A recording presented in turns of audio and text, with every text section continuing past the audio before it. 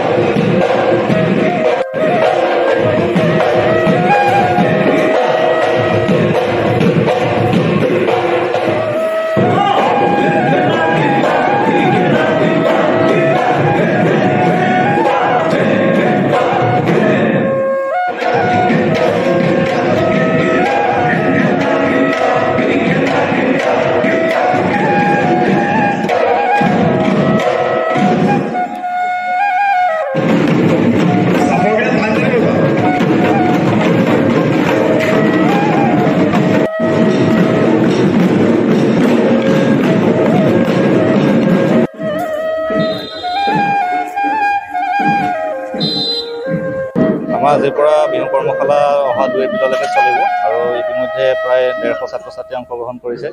আৰু এইবাৰ উপস্থিত আছে অসমৰ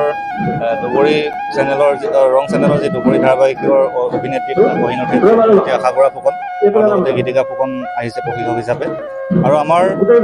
মুখ্য উদ্দেশ্য হৈছে এই অঞ্চলটোৰ যিসকল ছাত্ৰ-ছাত্ৰী উঠি অহা প্ৰজন্ম সেই প্ৰজন্মটোক আমি এখন মঞ্চ দিয়াৰ মানসেৰে আৰু এটা গৌৰৱৰ কথা যে এবাৰ বিভিন্ন জাতি জনগোষ্ঠীৰ ছাত্ৰ-ছাত্ৰীসকলে আহি অংশগ্ৰহণ কৰিছে গতিকে এইটো এটা কাৰণে আমাৰ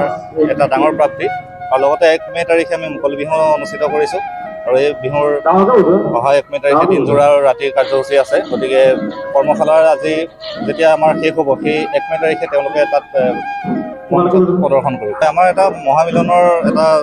পীঠলৈ পৰিণত হৈছে কাৰণ গোৰ্খা ৰাভা আৰু বিভিন্ন জাতি জনগোষ্ঠী আদিবাসীসকলো আহিছে বিহু কৰ্মশালাত অংশগ্ৰহণ কৰিছে গতিকে এয়া আমাৰ কাৰণে ফলঙনি আঞ্চলিক ছাত্ৰ সন্থাৰ কাৰণে ডাঙৰ প্ৰাপ্তি আৰু বিশেষকৈ আমাৰ ফলঙনি ৰাইজৰ যি সহযোগিতা সেই সহযোগিতা আমি সঁচাকৈ ভাল পাইছোঁ